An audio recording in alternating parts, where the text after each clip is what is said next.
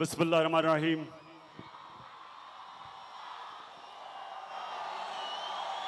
इय्याका नअबुदु व इय्याका नस्तईन।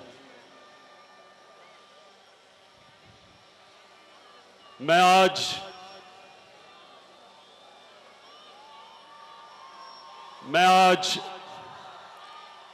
आप सबका फिर से शुक्रिया अदा करता हूं कि 48 घंटे के नोटिस में जब मैंने आपको यहां दावत दी तो जिस तरह आज आप यहां परेड ग्राउंड पे आए हैं, मुझे सबसे ज्यादा खुशी ये है कि मैं अपने सामने एक जिंदा कौम देख रहा हूं। एक कौम जिसमें शऊर है, जो पाकिस्तान के मसले के ऊपर, पाकिस्तान के मसले मसाइल समझ बैठे हैं। मैं आज खास तौर पे यहां ख्वातीन को खिराज तहसीन पेश करता हूं। गर्मी में, इतनी गर्मी में आप कम से कम, मैं 4 घंटे से देख रहा हूं, माशाल्लाह आपका एंथुसियाज्म, आपका जुनून। मुझे खुशी है कि हमारी ख्वातीन भी पाकिस्तान को एक अजीम कौम बनाने में पूरी तरह शिरकत कर रही हमारे साथ। मैं कई दफा सोचता हूं कि ये कितनी अजीब चीज है कि मगरिब से एनजीओज यहां आते हैं हमारी ख्वातीन को आजाद करने के लिए। ये अजीब चीज है। वहां से मेमें आती हैं हमारी ख्वातीन को बताने के लिए कि उनके हुकूक क्या हैं। ये सामने वो ख्वातीन हैं जो जानती हैं उनके हुकूक क्या हैं।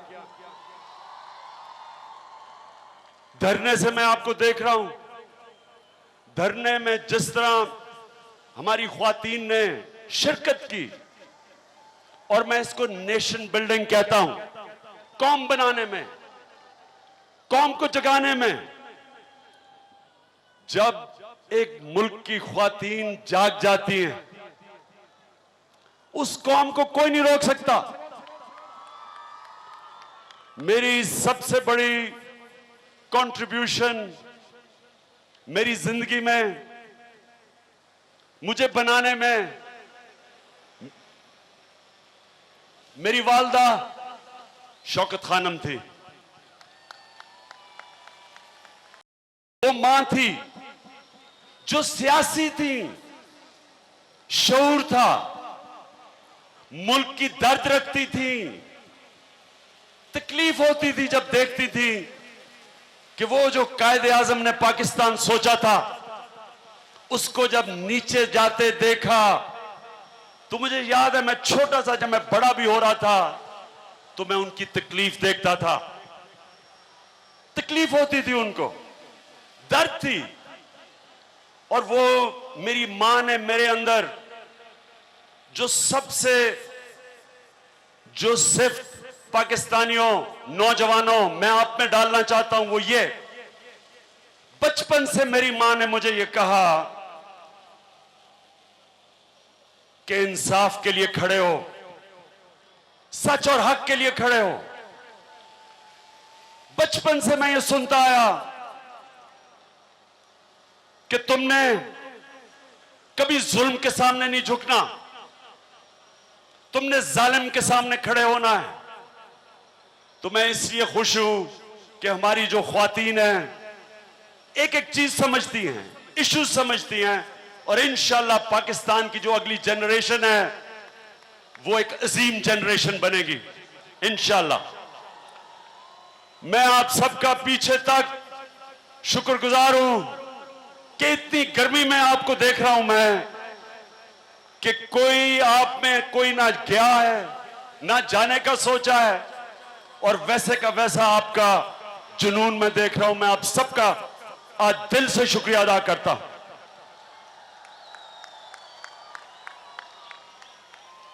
और मैंने आज अभी जाना ना, क्योंकि मैंने आपसे बड़ी अहम बातें करनी है, दिल की बातें करनी है, लेकिन उससे पहले मैं आज सारी पाकिस्तानी कौम की तरफ से मैं वो 5 सुप्रीम कोर्ट के जजेस को खिराज तहसीन पेश करता हूं, आपका शुक्रिया अदा करता हूं। मैं 5 जजेस का भी शुक्रिया अदा करता हूं, और जो जेआईटी के मेंबर्स थे, मैं जेआईटी के मेंबर्स, मैं आज आपको मैं सलूट करता हूं। मुझे पता है कि आपके ऊपर कितना प्रेशर था। मुझे पता है कि जब एक माफिया से, ये पॉलिटिशियन नहीं है, ये माफिया है। माफिया या खरीदने की कोशिश करता है, और या फिर डराने की, इंतकामी कार्रवाई करने की कोशिश करता है। इनको कितना पैसा इस माफिया ने दिया होगा, ऑफर्स दी होंगी। अगर मेरे जैसे आदमी को ये पैसा दे सकते हैं या ऑफर दे सकते हैं अरबों रुपए की, तो उनके ऊपर कितना इन्होंने प्रेशर डाला होगा। और ये हमारे जो जजेस हैं, मैं तो आपकी आज सुप्रीम कोर्ट के जजेस, मैं तो आज आपकी जितनी तारीफ करूं कम है। इसी परेड ग्राउंड पे 2 नवंबर को मैंने आपको बुलाया। हमने 2 नवंबर का लॉकडाउन, हमने फैसला किया कि हम सुप्रीम कोर्ट में जाएंगे और सड़कों पे नहीं आएंगे। हमने ये क्यों फैसला किया? क्योंकि 1 नवंबर को सुप्रीम कोर्ट के जजेस ने मुझे कहा, हमें कहा कि आप अदालत में आए, आप अदालत में आके इस मसले को हल करें, अब सड़कों पे ना जाएं। जब मैंने फैसला किया अदालत में आने का, मायूसी थी, मेरे कारकुनों में मायूसी थी, नौजवानों में मायूसी थी, सहाफियों में मायूसी थी। मुझे लोगों ने आके कहा कि इमरान खान, तो इतना बड़ा मौका था, सड़कों पे आना था, क्योंकि पाकिस्तान में अदालतों में इंसाफ नहीं मिलता। आपको इंसाफ नहीं मिलेगा। हमारी तारीख है कि जब भी हमारी अदालतों ने ताकतवर के खिलाफ फैसला करना हो, तो वो ताकतवर के खिलाफ फैसला नहीं करते। हमारी अदालतों की तारीख ये थी कि वो ताकतवर के साथ जाते थे, वो सिर्फ कमजोर के खिलाफ फैसला करते थे। तो हमारे सहाफियों ने, हमारे कई तज्जिया नगार जिनकी मैं बड़ी इज्जत करता हूं, उन्होंने मुझे कहा, और खास तौर पे हमारे नौजवानों ने कहा कि इतना सुनहरी मौका था इंसाफ लेने का, अब आप अदालत में चले गए, इंसाफ नहीं मिलेगा। पीपल्स पार्टी ने कहा बहुत बड़ी गलती की। हमारे सियासी कजन तारुल कादरी ने कहा बड़ी गलती की। तो आज मैं इसलिए पाकिस्तान के सुप्रीम कोर्ट को सारी कौम की तरफ से खराज तहसीन पेश करता हूं कि आपने पाकिस्तानियों को उम्मीद दी, आपने हमें उम्मीद दी है पाकिस्तान में, आपने वो काम कर दिया है कि जो मैं नए पाकिस्तान की ख्वाब देखता था, आपने उस नए पाकिस्तान की बुनियाद रख दी है। नया पाकिस्तान मेट्रो से, सड़कों से, अंडर और ओवर पास से नहीं बनना था। नए पाकिस्तान की बुनियाद इंसाफ पे, अदल और इंसाफ पे रखी जानी थी। यहां ज्यादातर नौजवान हैं। नौजवानों, ये आज दिन नोट कर लो और मेरी बात सुन लो। इस बात को अपने ज़हन पे डाल लेना, ये सारी जिंदगी याद रखना कि जो इंसान तसव्वुर कर सकता है वो हो सकता है।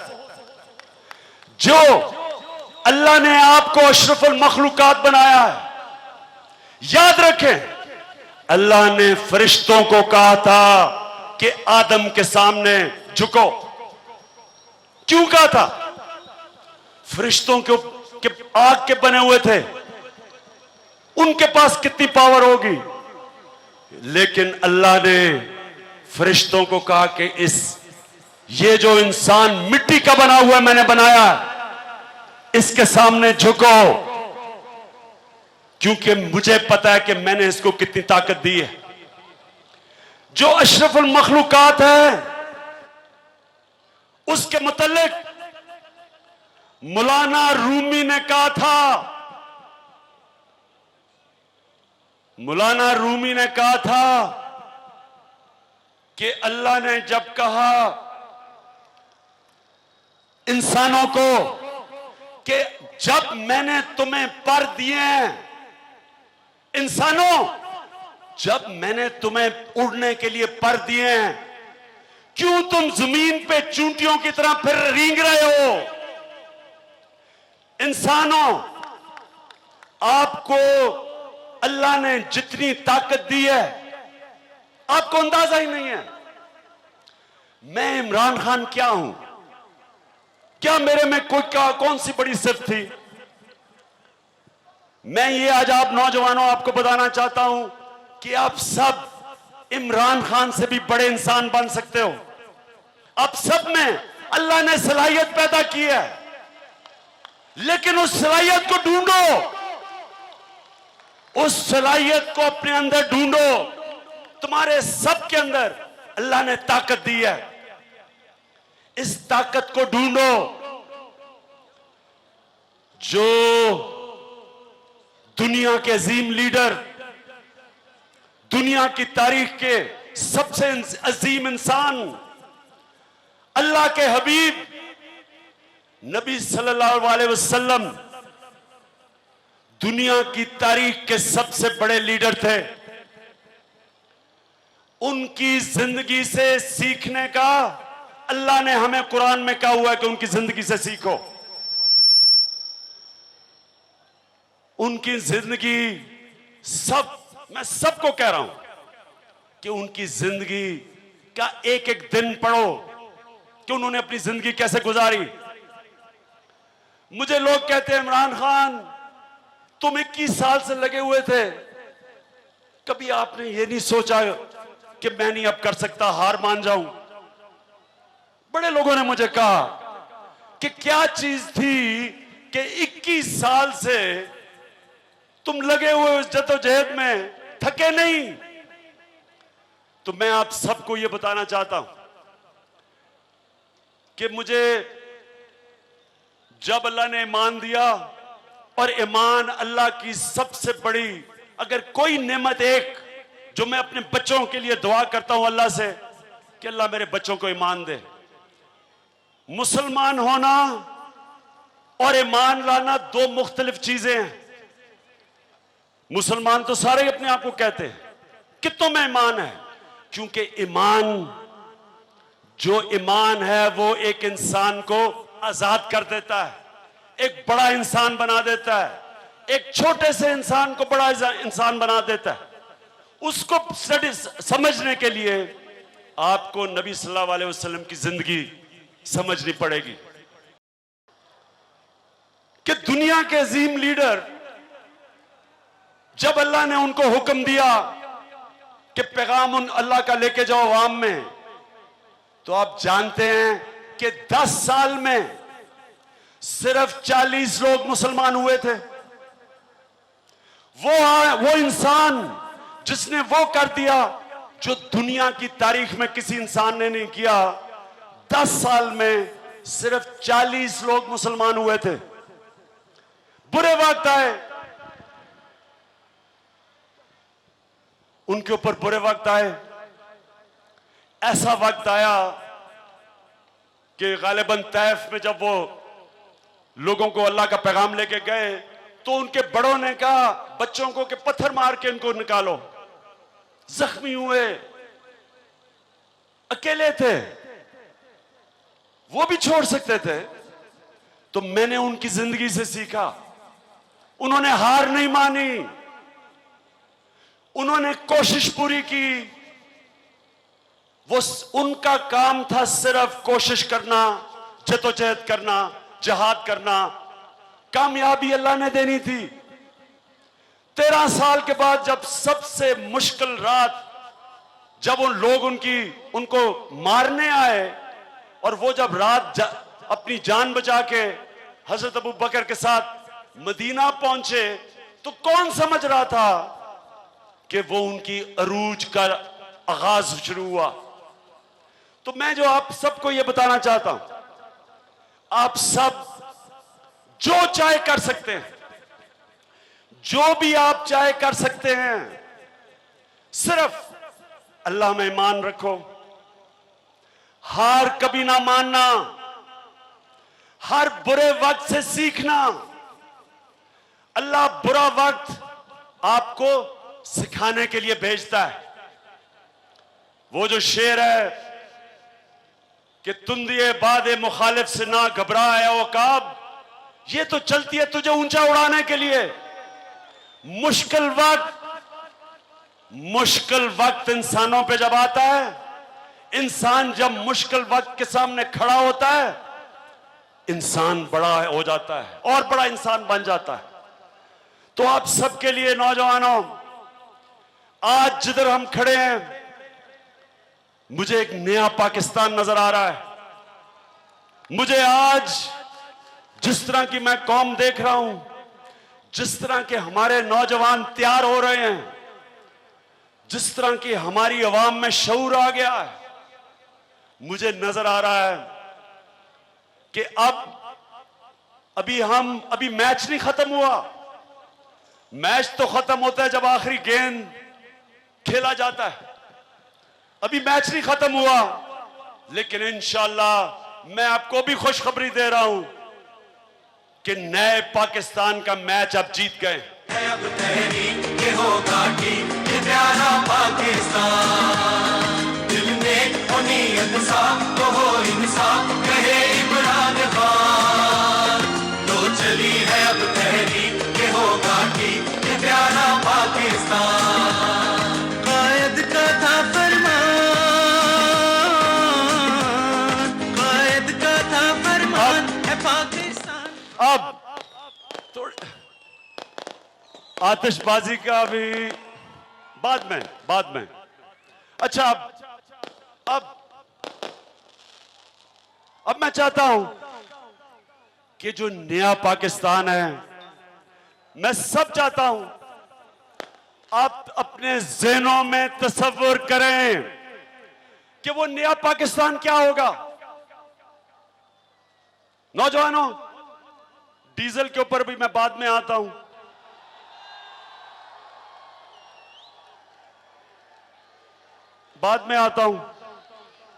ख्वातीन, बच्चों, सबको मैं ये चाहता हूं थोड़ी देर के लिए कि अपने ज़हन में एक तसव्वुर लेके आओ कि नया पाकिस्तान क्या होगा। मैं आपको बताता हूं नया पाकिस्तान मेरा क्या होगा। मेरे नए पाकिस्तान में हम ऐसी पॉलिसीज, ऐसी इस्लाहत लेके आएंगे कि इंशाअल्लाह एक दिन ऐसा आएगा कि हमें ज़कात देने को लोग नहीं मिलेंगे।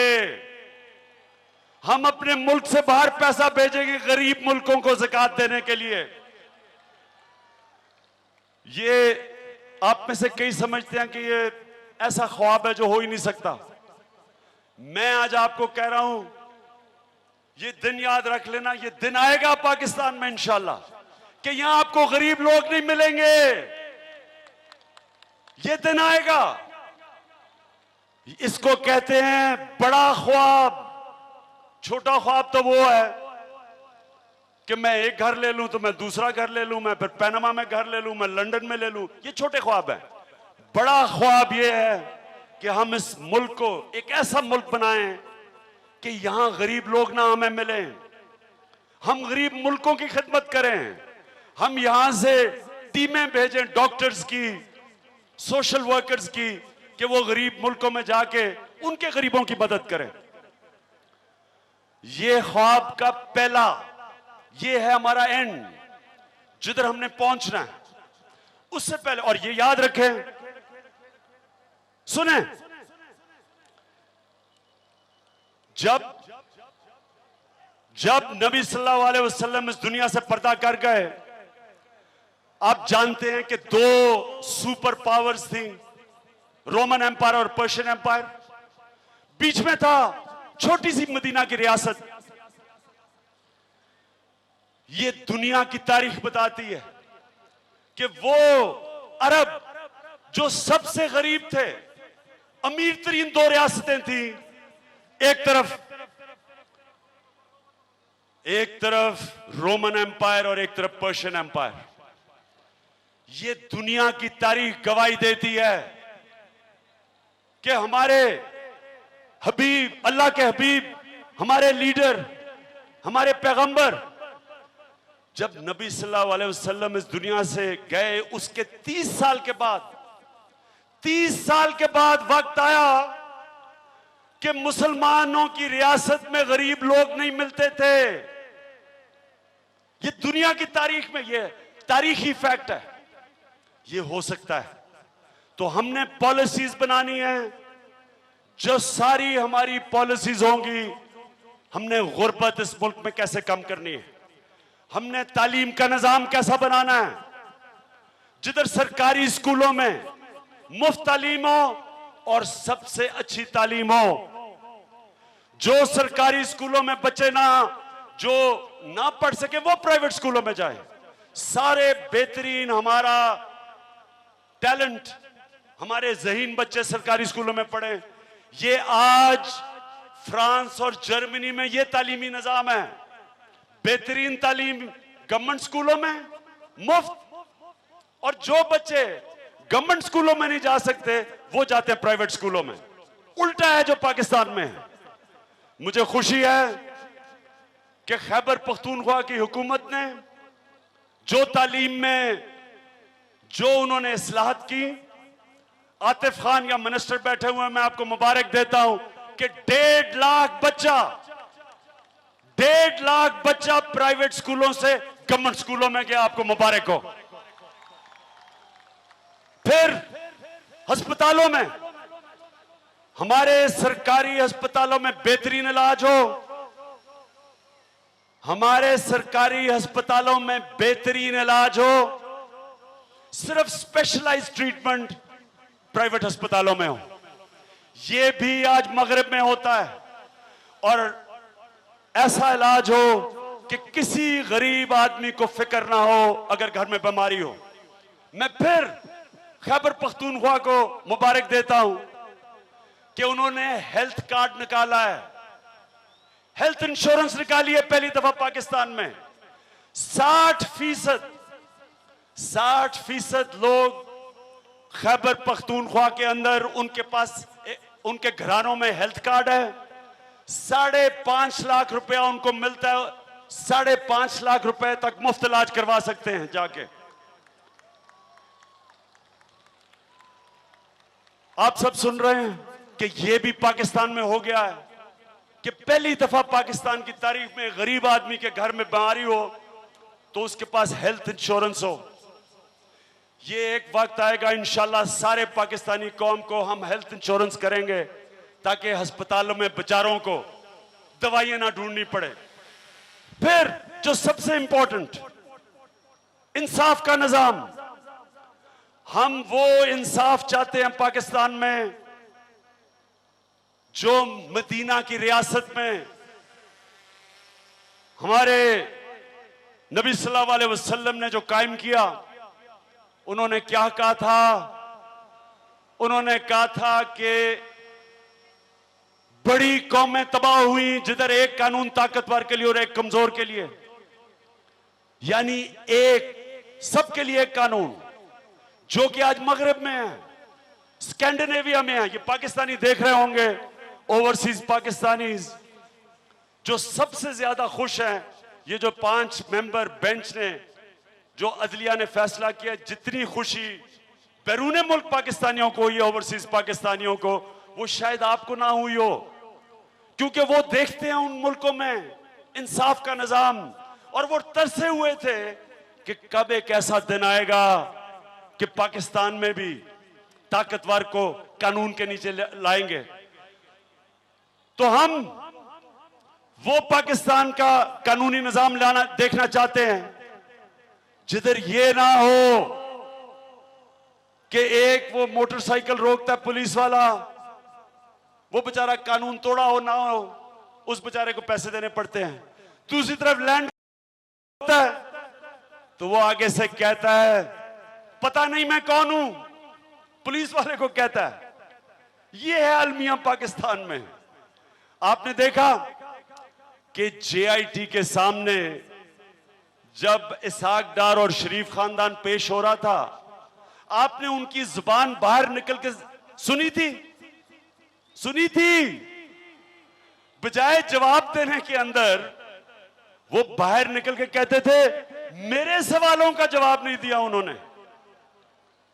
ये है अलमिया इस मुल्क का, और ये सुप्रीम कोर्ट के जजेस ने हमें उम्मीद दी है कि इंशाल्लाह हम भी इस मुल्क में वो निजाम लेके आएंगे। और फिर जो एहतसाब शुरू होगा वो प्राइम मिनिस्टर से शुरू होगा, वजीरों से शुरू होगा, फिर नीचे जाएगा। हमारे पाकिस्तान के अंदर हमारी जो नैब होगी वो किसी को नहीं छोड़ेगी। बड़े अब तहरीक इंसाफ के लोग कहते हैं इमरान साहब आप भी पार्टी में हर किस्म के लोग ले रहे हैं, आप में और बाकियों में क्या फर्क होगा? ये फर्क होगा, सुन लो।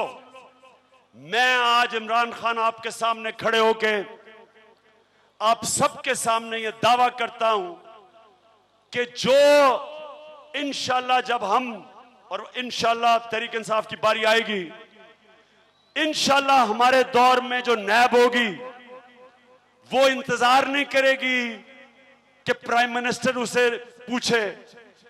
जो नैब होगी, जो कानून तोड़ेगा उसको पकड़ेगी। यहां से लोग पाकिस्तान में नौकरियां ढूंढने आएंगे।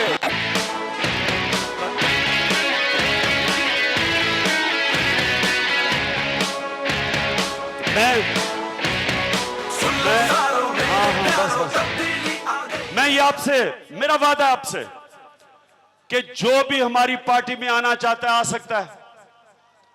1000 हमने टिकट देने हैं, लेकिन मेरा आपसे वादा है कि अगर कोई भी करप्शन करेगा मैं जिम्मेदार होऊंगा। मैं जिम्मेदारी लेता हूं कि किसी को ये मेरी जिम्मेदारी है कि मैं आपको एक ऐसा निजाम लेके बनाऊंगा, ऐसी नैब बनाऊंगा, ऐसी एफआईए बनेगी, हमारी एफबीआर आजाद होगी, ऑटोनमस होगी, एक इदारा बनेगा। ऐसे मजबूत इदारे बनाएंगे कि किसी की जुर्रत नहीं होगी करप्शन करने की, किसी की जुर्रत टैक्स चोरी करने की नहीं होगी। और मैं दूसरा दावा करता हूं कि इंशाल्लाह इसी पाकिस्तानियों से मैं आपको पैसा इकट्ठा करके दिखाऊंगा। कभी हमें ना किसी के सामने भीख मांगनी पड़ेगी, ना किसी से कर्जे लेने पड़ेंगे। यही पाकिस्तान में पैसा इकट्ठा करेंगे, इतना पैसा इकट्ठा करेंगे कि हम अपने बच्चों को पढ़ा सकेंगे, हम अस्पताल ठीक कर सकेंगे, हम लोगों बच्चों को साफ पीने का पानी दे सकेंगे। हम इसमें एक इंसानियत का निजाम लेके आएंगे, एक फलाई रियासत बनाएंगे। पैसे तब इकट्ठे होंगे जब एक मजबूत एफबीआर बनेगी, जब कोई भी जो भी बड़े बड़े यहां मगरमच्छ हैं जो टैक्स नहीं देते, उनको टैक्स के नेट पे नीचे लेके आएंगे। लोगों को एहसास दिलवाएंगे कि लोग टैक्स दें। कैसे? कि हम अवाम का टैक्स का पैसा, उसकी हम कदर करेंगे। जो मेरी सबसे पहले नजर है वो है लाहौर गवर्नर हाउस के ऊपर। एक गरीब कौम के अंदर अंग्रेज जो हमारे हुक्मरान थे, वो ये बड़े बड़े महल बना गए बताने के लिए, हमारी गुलामी का एहसास दिलवाने के लिए।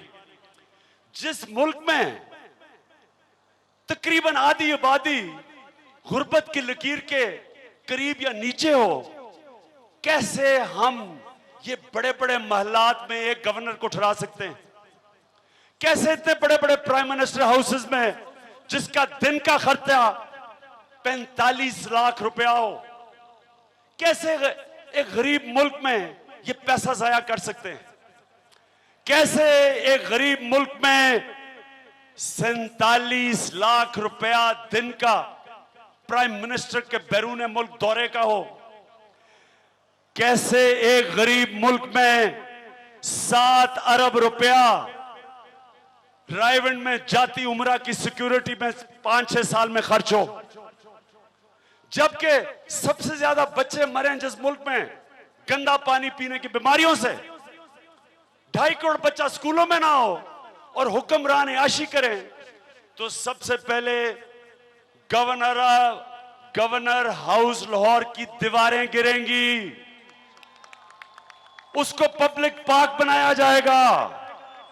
गवर्नर हाउस को हम सोच रहे हैं क्या करेंगे, अभी हम सोच रहे हैं शायद गेस्ट हाउस बना दें, म्यूजियम बना दें, लाइब्रेरी बना दें, लेकिन अवाम के लिए होगी।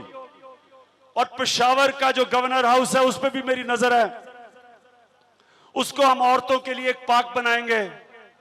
वहां पेशावर में औरतों के लिए कोई जाने के लिए पार्क नहीं, तो वो एक औरतों के लिए पार्क बन जाएगी। उस तरह कराची का गवर्नर हाउस है। ये जो बड़े बड़े गवर्नर हाउसेज हैं, ये बजाय अवाम पैसे खर्च करे, अवाम के टैक्स पे करोड़ों रुपया इन पे खर्च होता है। हाँ, और मैं भूल गया, नथिया गली और मरी के जो गवर्नर हाउस हैं, इनको हम होटल बनाएंगे।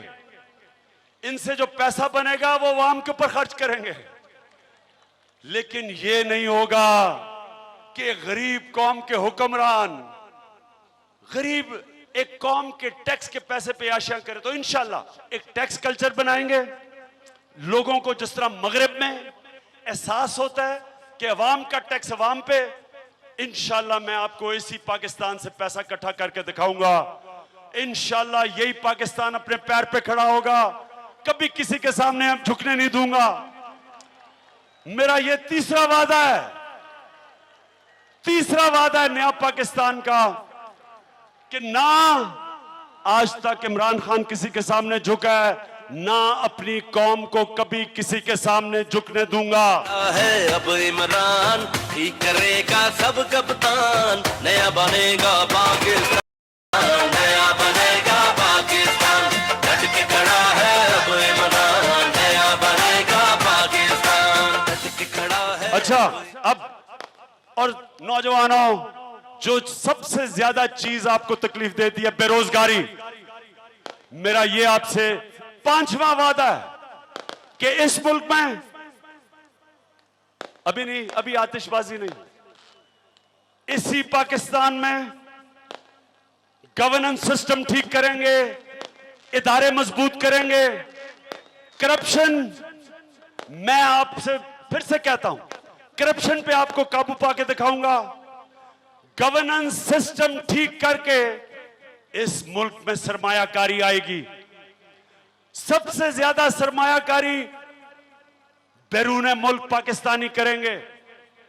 पख्तूनख्वा में थोड़ा निजाम अभी ठीक हुआ है, वैसा नहीं जैसे मैं चाहता हूं, पुलिस ठीक हुई, जुर्म कम हुए, लोगों की जान और माल की हिफाजत हुई, करप्शन नीचे गई।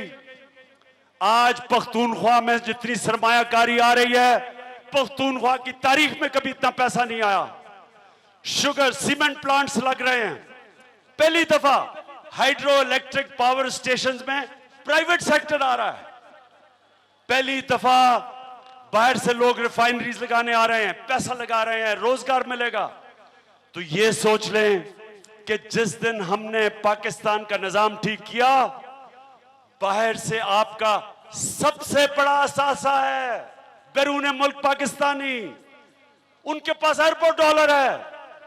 हमें किसी के सामने झुकने की जरूरत नहीं, अपने लोग हैं। लेकिन वो तब आएंगे जब इंशाल्लाह हम नए पाकिस्तान में नया निजाम लाएंगे, गवर्नेंस सिस्टम ठीक करेंगे, करप्शन पे काबू पाएंगे। और अगला वादा, जो आखिरी वादा मेरा, मेरिट का सिस्टम लेके आएंगे। मेरिट लेके आएंगे पाकिस्तान में। आज भी मुझे फख्र है कि पख्तूनख्वा में सरकारी भर्तियां एनटीएस सिस्टम पे होती हैं, पुलिस में और भी इदारों में। इंशाल्लाह सारे इदारों में अब हम एनटीएस सिस्टम लेके आएंगे। और जो मैं परवेज खट्टक को एक बात कहना चाहता हूं खास तौर पे, कि क्लास 4 में भी एनटीएस सिस्टम लेके आएंगे। ये जो मेरे एमपीज को कोई तकलीफ ना हो, एमएनएस को तकलीफ ना हो ये सुन के कि आगे से आपको कोई क्लास 4 की नौकरियां नहीं मिलेंगी, वो भी हम मेरिट के ऊपर लेके आएंगे। बल्कि मैं तो समझता हूं नुकसान है, पता नहीं क्यों थोड़ी सी नौकरियां देके लोगों को आप अपसेट करते हैं। तो बेहतर यह कि सारा सिस्टम, जो भी नौकरी हो, मेरिट के ऊपर हो, एनटीएस सिस्टम पे। सारे जो आप अब देख रहे हैं, ये याद रखना कि सबसे ज्यादा चीज जो एक माशरे को ऊपर लेके जाती है वो मेरिट है। जितनी बेहतर जमहूरियत, उतनी ज्यादा मेरिट। जमहूरियत बादशाहत को पीछे छोड़ गई। इलामा इकबाल कहते हैं कि मुसलमान पीछे इसलिए रह गए कि मगरिब में जमहूरियत आ गई और मुसलमान दुनिया में डिक्टेटर्स और बादशाह रह गए। इंशाअल्लाह पाकिस्तान के अंदर जब हम मेरिट लेके आएंगे, ये मैं आप एक और वादा करता हूं, बाकी स्पोर्ट्स का तो मैं कह नहीं सकता, लेकिन मैं आपको वादा करता हूं कि सिर्फ क्रिकेट में मेरिट लाके, इदारा करके कोई पाकिस्तान को क्रिकेट में इंशाल्लाह शिकस्त नहीं देगा। सिर्फ मेरिट लाके। जब एक माशरे में मेरिट और इंसाफ होता है, वो माशरा ऊपर चला जाता है। मैं आप मुझे ये बताएं, मुझे पता आप थक रहे हैं, सुन के जाएं आप मेरी बात। मुझे ये बताएं,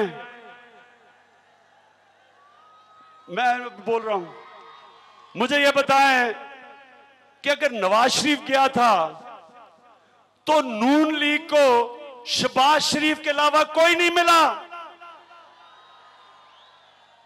मैं फिर से सवाल पूछता हूं, मैं नून लीग वालों आपसे तो बहुत बुरी हुई है, तो मैं आपसे पूछना चाहता हूं कि आपको 1 साल लटकाया छोड़ा। अगर जमहूरियत होती आपकी पार्टी में, तो जिस दिन नवाज शरीफ का पनामा का केस हुआ था, नवाज शरीफ को साइड पे होना था और किसी और ने ऊपर उसकी जगह प्राइम मिनिस्टर बन जाना था। आइसलैंड के अंदर जब उनके प्राइम मिनिस्टर का पनामा में केस आया, नाम आया, उसने रिजाइन किया और दूसरा प्राइम मिनिस्टर बन गया, जमहूरियत आगे चली गई। यहां क्योंकि नून लीग के अंदर जमहूरियत नहीं है, एक फैमिली पार्टी है। नवाज शरीफ बैठे हैं, प्राइम मिनिस्टर बैठा रहा 1 साल, उनकी बेटी डिप्टी प्राइम मिनिस्टर, उधर पंजाब में शहबाज शरीफ चीफ मिनिस्टर, उसका बेटा छुटकू हमजा शरीफ वो डिप्टी चीफ मिनिस्टर। यानी मुझे बताएं नून लीग वालों, आपको पता है कि ये जमहूरियत में ऐसे नहीं होता। ये जमहूरियत नहीं है, ये बादशाहत है। और बादशाहत, दुनिया की तारीख बताती है कि बादशाहत पीछे रह गई, जमहूरियत आगे चली गई। जमहूरियत का मतलब होता है मेरिटोक्रेसी, मेरिट। जो जमहूरियत में लीडर आता है वो मेरिट पे आता है। इसलिए जो बादशाह थी, जिधर खून के ऊपर, रिश्तेदारी पे बादशाह बनते थे, वो दुनिया ने तारीख बताती है पीछे रह गई।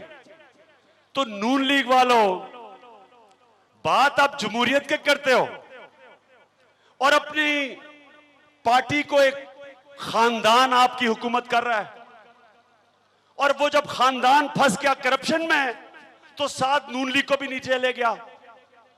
बर्तानिया की जो सबसे ताकतवर प्राइम मिनिस्टर थी मार्गरेट थैचर, उसको ऑपोजिशन ने शिकस्त नहीं दी थी। उसकी अपनी पार्टी ने उसको कहा था कि अब आप छोड़ें, आप हमारे ऊपर बोझ बढ़ रहे हैं। पार्टी ने फारग किया।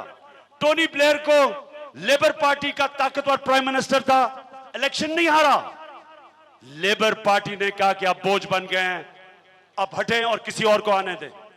तो इन नून लीग वालों को जो इन्होंने तड़पाया है शरीफ खानदान ने, करप्शन उनकी, और नून लीग वालों को उस करप्शन को डिफेंड करना पड़ता था। आप देखते थे अदालत से बाहर निकलते थे, आपको याद ही होगी वो शक्लें, मुझे उनको पर तरस आता है। मैं उम्मीद रखता हूं कि उनके बच्चे उनको माफ कर दिया होगा जितने झूठ बोले उन्होंने बाहर निकल के।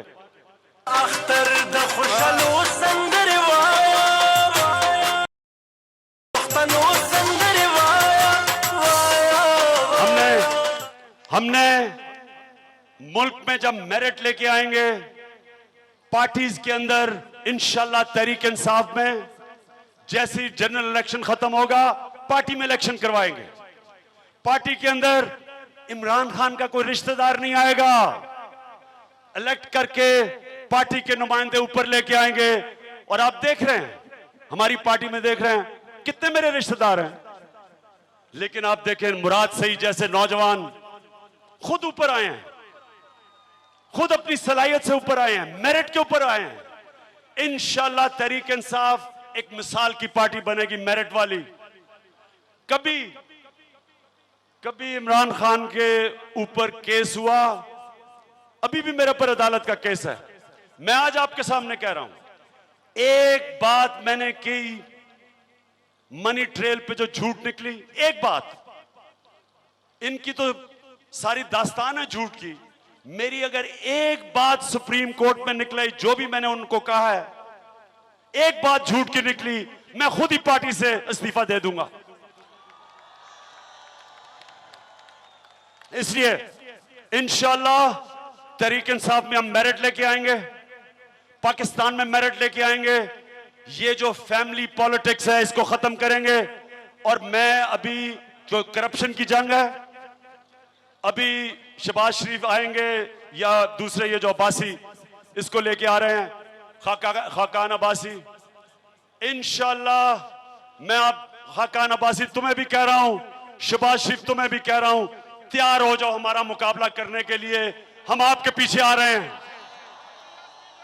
और मैं आसिफ जरदारी आपको भी पैगाम दे रहा हूं कि आसिफ जरदारी, इसके बाद तुम्हारी बारी। हमारी जंग कोई शरीफ खानदान के खिलाफ नहीं थी, करप्शन के खिलाफ है। करप्शन के खिलाफ इंशाल्लाह हम निकलेंगे। और मुझे पता है कि पख्तूनख्वा के अंदर एक नवाज शरीफ का एक बहुत बड़ा साथी है, इंशाल्लाह मौलाना फजलुर रहमान आपके पीछे भी आएंगे हम।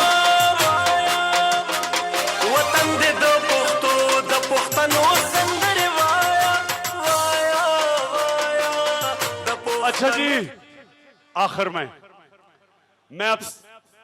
मैं शुक्रिया अदा करना चाहता हूं सारे वो लोग जिन्होंने 21 साल मेरे साथ स्ट्रगल की, मैं उन सब का शुक्रिया अदा करना चाहता हूं।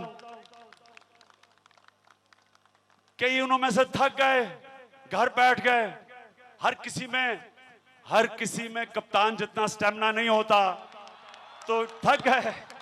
लेकिन मैं आपका सबका शुक्रिया अदा करना चाहता हूं। मैं आज सोशल मीडिया का खास तौर पर शुक्रिया अदा करना चाहता हूं, क्योंकि सोशल मीडिया एक ऐसा नया हथियार निकला है कि हमें मीडिया के गॉडफादर अब हमें ब्लैकमेल नहीं कर सकते। हमें जिस तरह शकील उर रहमान ने, उसके मुंह से सच निकल गया, उसने कहा कि मैं तो बिजनेसमैन हूं, मैं सहाफत सुहावत नहीं जानता। मतलब यह है कि जिधर से मुझे पैसा मिलेगा मैं तो उसके साथ चलूंगा, चाहे वो कौम का सबसे बड़ा मुजरिम भी हो। तो शकील उर रहमान ने तो उसके साथ जाना है, क्योंकि उसकी कीमत लग जाएगी। रकम बढ़ाओ नवाज शरीफ, हम तुम्हारे साथ हैं। इसलिए मैं सोशल मीडिया का शुक्रिया अदा करता हूं। मैं आज खास तौर पे उन एंकर्स का और उस मीडिया का, उनको मैं आज खैराते तहसीन पेश करता हूं पाकिस्तानी कौम की तरफ से, जो डटे रहे हैं, जो खड़े रहे हैं, जो सच और हक पे खड़े रहे हैं। मैं नाम नहीं लूंगा क्योंकि उनमें बड़े बड़े हीरोज थे, जिन्होंने, कौम ने खुद देख लिया कि कौन वो थे जो अपने ज़मीर के मुताबिक प्रेशर लेके खड़े थे, और कौन वो थे जिन्होंने अपने ज़मीर की कीमत लगाई हुई थी। मैं नाम नहीं लेता, कौम सब जानती है। मैं आखिर में एक बात जाने से पहले करना चाहता हूं, एक बात, उस बात से पहले डॉक्टर यास्मीन मेरे सामने खड़ी है। डॉक्टर यास्मीन शहबाज शरीफ तुम्हारा मुकाबला करेंगी, और मैं आज ही पेशन गोई कर रहा हूं कि तुम्हें शिकस्त देंगी। अच्छा, मैं अब आखिरी बात करता हूं। ये मैं अपनी दिल की बात करने लगा हूं। मैं 21 साल, ये सुन के जाएं, 21 साल मैंने अल्लाह के लिए, अपने मुल्क के लिए कोशिश की, और मैं अल्लाह का बड़ा शुक्रगुजार हूं कि उसने मुझे बड़ी इज्जत दी। ये जो माफिया था, इन्होंने हर किस्म की बातें की, तकलीफ हुई मुझे तकलीफ हुई कि मेरे बाप को, मेरे वालिद को इन्होंने कहा कि वो उसके ऊपर हर किस्म की एलिगेशन लगाई। हालांकि मेरे वालिद साहब, जब मैं 6-7 साल की उम्र में था, वो गवर्नमेंट सर्विस तो छोड़ चुके थे। उसका भी मुझे लेकिन इज्जत अल्लाह देता है। मुझे उससे ज्यादा तकलीफ हुई जब इन्होंने अपनी करप्शन बचाने के लिए शौकत खानम कैंसर हॉस्पिटल पे इल्जामात लगाए।